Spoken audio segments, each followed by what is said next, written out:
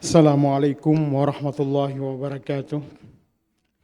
Alhamdulillah nahmaduhu wa nasta'inu wa nastaghfiruh wa na'udzubillahi min syururi anfusina wa min sayyiati a'malina.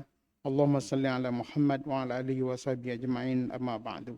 Jemaah salat duhur yang diberkati Allah, mari kita sejenak duduk untuk mendengarkan risalah Nabi Muhammad sallallahu alaihi wasallam untuk kebahagiaan kita dunia dan akhirat. Jemaah yang diberkati Allah, dari doa yang sering kita bacakan, Rabbana atina fid dunya hasanah wa fil akhirati hasanah wa qina azabannar. Hasanah bimana di sini artinya bahagia. Bahagia dunia dan akhirat. Bahagia dunia itu apa saja? Salah satu kebahagiaan dunia itu adalah rumah. Ya, rumah ini menjadikan simbol kebahagiaan. Kalau dalam orang Arab sering menyebutkan baiti jannati, rumahku, surgaku. Dan itu sesuatu yang global, bukan saja orang Arab, orang Prancis juga bilang, ma maison, ma parades, ya, rumahku, surgaku. Ya, mi casa, mi paradiso, kata orang Spanyol, rumahku, surgaku. Sama. Jadi simbol rumah itu simbol kebahagiaan, ketenangan, dan juga rumah itu simbol kemegahan. Ya, kalau disebutkan Casablanca, ya, White House, istana, itu semuanya menunjukkan rumah sebagai simbol kekuasaan, rumah sebagai simbol power dan sebagainya. Jemaah yang diberkati Allah. Kemudian orang Mesir itu kalau marah, ya Allah bilang Allah khribitak, ya Allah khribitak, ya artinya Allah hancurkan rumahmu. Itu kalau sudah bilang itu pergi jauh-jauh. Itu wujud dari makian atau kemarahan yang maksimal dikaitkan dengan rumah. Jemaah yang diberkati Allah, rumah ini Allah mengatakan dalam Al-Quran, Wallahu ja'ala lakum min buyutikum sakanan wa ja'ala lakum min juldin an'amin buyutan tastakhifunaha yawma du'anikum wa yawma iqamadikum wa min aswafiha wa awbariha wa asy'ariha asasan wa mata'an ilahin. Allah mengatakan, dan Allah menjadikan bagimu rumah-rumah sebagai tempat tinggal dan menjadikan bagi kamu rumah-rumah itu berbentuk kemah dari kulit binatang, ternak, dan kamu merasa ringan membawanya di waktu kamu berjalan dan waktu kamu bermukim, dan dijadikan bulu domba, bulu onta, dan bulu kambing alat-alat rumah tangga dan perhiasan yang kamu pakai sampai waktu tertentu. Dan kemudian Allah juga mengatakan dalam wallahu ja'ala lakum mimma khalaqa dhilalan wa ja'ala lakum minal jibali aknana. Dan Allah menjadikan bagimu tempat bernaung dari apa yang telah diciptakan dan Dia jadikan bagimu tempat tinggal di gunung-gunung. Dalam ayat ini berbicara soal rumah bukan sekedar membicarakan rumah yang besar dari bangunan beton yang kuat, tapi rumah di sini lebih ke maknawinya. Jemaah yang diberkati Allah, rumah apabila besar sekali, memang ada orang merasa kalau mau bahagia, milikilah rumah yang besar, kebun yang luas. Betul itu secara umum. Tapi akan tidak menjadi apa-apa apabila kita dalam rumah itu hanya fokus kepada bangunannya saja, namun tidak mengisi rumah itu dengan nilai-nilai yang membawa kepada kebahagiaan. Betapa banyak kita lihat dalam kehidupan sehari-hari, rumahnya besar, ya, punya kendaraan mewah, tapi tidak bahagia. Tidak bahagia, susah. Kenapa? Karena rumah tidak diisi dengan unsur-unsur yang diajarkan oleh Allah Subhanahu wa taala yang membuat rumah itu bahagia. Jemaah yang diberkati Allah, salah satu dari fungsi rumah yang membuat orang bahagia dalam rumah, terjaga privasi, ya, terjaga rahasia-rahasia, dan yang membuat kita kalau orang tahu merasa tidak nyaman sehingga rumah itu tidak bahagia.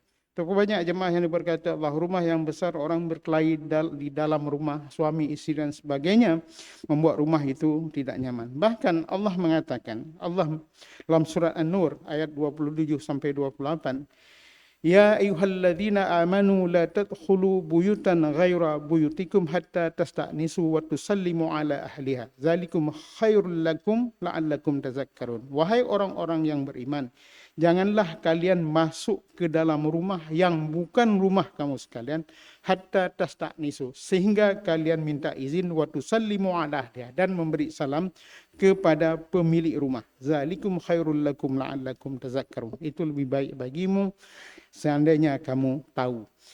Jemaah yang diberkati Allah, ini rumah menjadi simbol atau pusat privasi seseorang.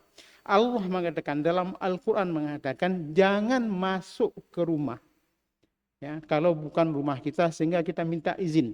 Ya.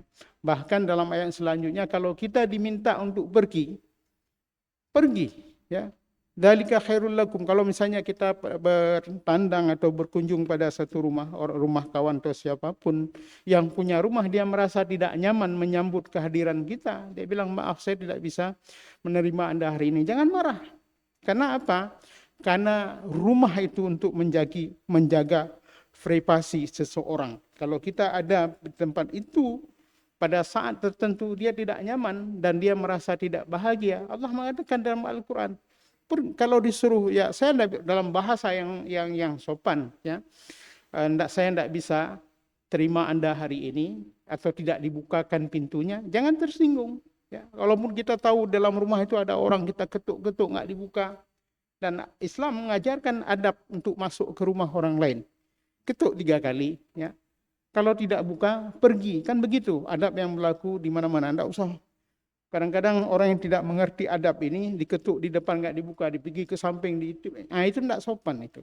Itu tidak menjaga privasi orang, dan itu dilarang dalam agama. Jemaah yang diberkati Allah. Bahkan ada hal yang sangat sederhana diajarkan oleh Rasulullah sallallahu alaihi wasallam, ya. Ketika kita mengetuk pintu rumah orang, mendengar pintu akan dibuka, tidak boleh kita berhadapan langsung dengan pintu, tapi berdiri menghadap pintu di posisi sebelah kanan, ya, menghadap ke tempat lain. Tidak boleh. Ini diajarkan adab oleh Rasulullah. Ketika buka pintu, barangkali orang yang buka pintu ini pakaiannya, misalnya yang perempuan tidak lengkap dan sebagainya, tidak melihat, tidak merasa, yang buka pintu merasa tidak nyaman. Atau ada sesuatu di rumahnya yang disembunyikan, boleh kita menyembunyikan sesuatu dalam rumah kita.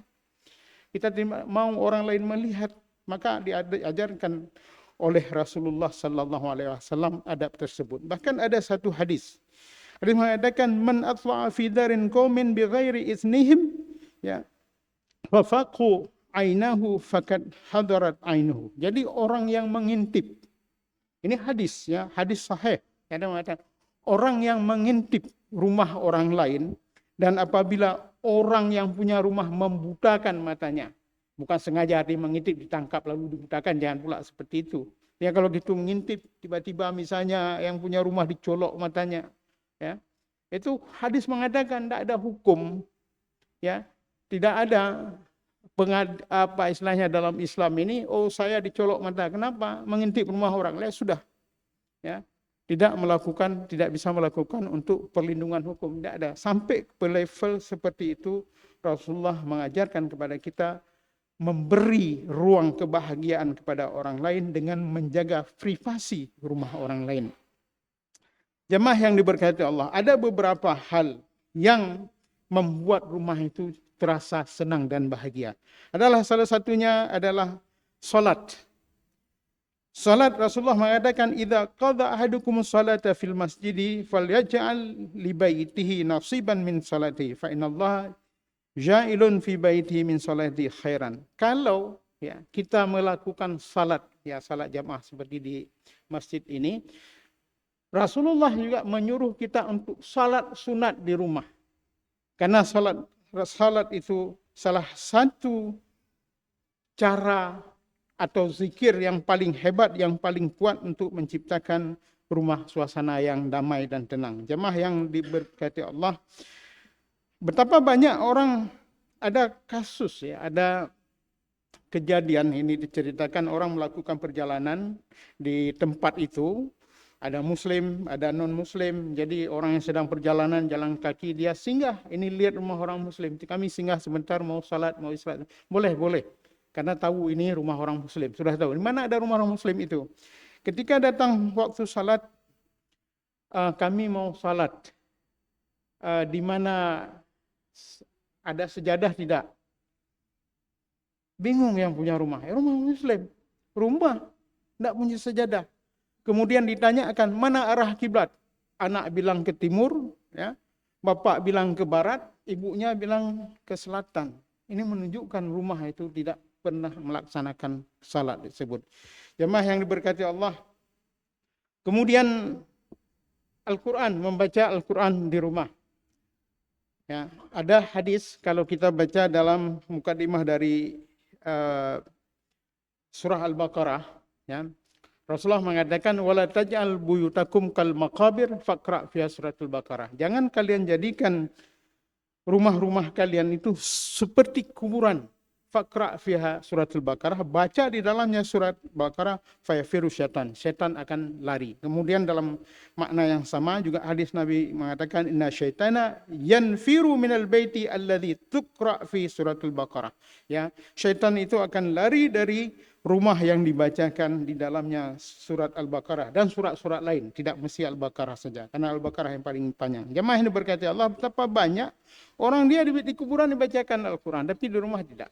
Ya, bahasa Aceh gelaglo, karu dalam rumah. Ya, setan duduk dalam rumah. Ya.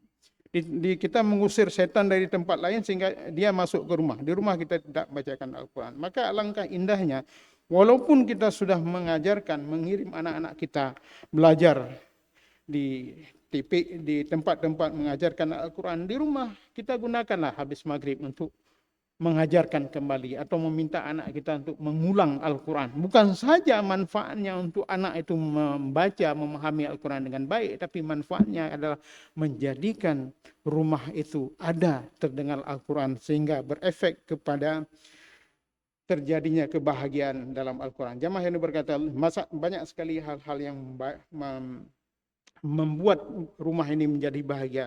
Di antaranya juga adalah menasihati keluarga. Apabila, karena itu menasihati keluarga bahagian dari zikir. Jika ada konflik dalam keluarga dengan anak, dengan rumah, bukan ke warung kopi, ayo kita ke warung kopi kita. Tidak, di rumah. Karena itu bagian dari zikir. Duduk di meja makan, suruh duduk istri, suruh duduk anak. Kita beri wasiat, kita beri nasihat dalam rumah. Itu bahagian dari zikir yang membuat rumah itu terasa bahagia. Jemaah yang diberkati Allah, demikian juga dengan di rumah itu kita berdoa, kita meminta pertolongan dari Allah SWT untuk dijauhi dari pengaruh-pengaruh syaitan, antara lain kalau terjadi perselisihan, marah, ya itu faktor-faktor yang mengundang syaitan. Jemaah ini berkati Allah, kita minta kepada Allah, kita kendalikan emosi, tidak terjadi amarahan dan sengketa, karena itu faktor yang mengundang syaitan ke rumah kita. Mudah-mudahan ini bermanfaat bagi kita semua, menjadikan rumah itu betul-betul tempat baitun, itu tempat tinggal, tempat kita kalau dalam kehidupan normal, yang normal, ini tidak bicara yang tidak normal, kebanyakan waktu itu adalah kita habiskan di rumah. Assalamualaikum warahmatullahi wabarakatuh.